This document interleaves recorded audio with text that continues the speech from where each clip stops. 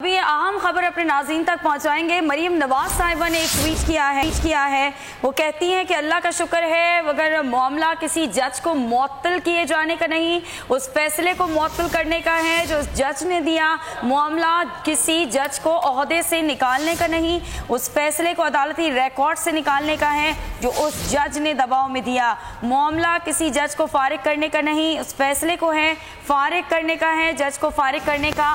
वाज़ेह मतलब यह है कि मौज़ज़ आला अदलिया ने हक़ाइक़ को तस्लीम कर लिया है। अगर ऐसा ही है वो फैसला कैसे बरकरार रखा जा रहा है जो जज ने दिया।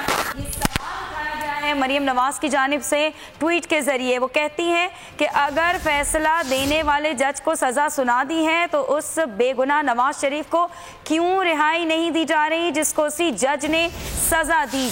ये भी सवाल उठाया गया है मरीम नवाज की जानिब से। वो कहती हैं कि अगर जज मिसकंडक्ट का मुर्तकिब पाया गया है और उसे अपने ओहदे से हटा दिया गया है तो इस मिसकंडक्ट का निशाना बनने वाले को सज़ा कैसे दी जा सकती है।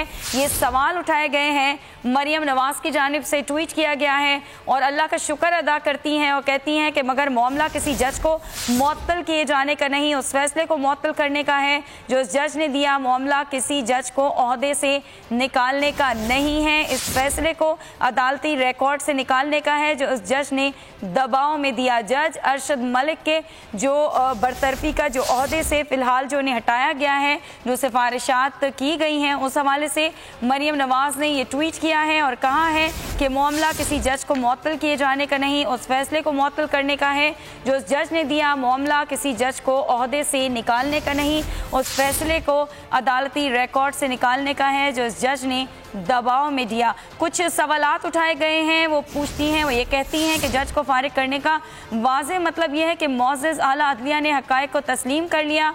अगर ऐसा ही है तो वो फैसला कैसे बरकरार रखा जा रहा है जो उस जज की जानिब से दिया गया।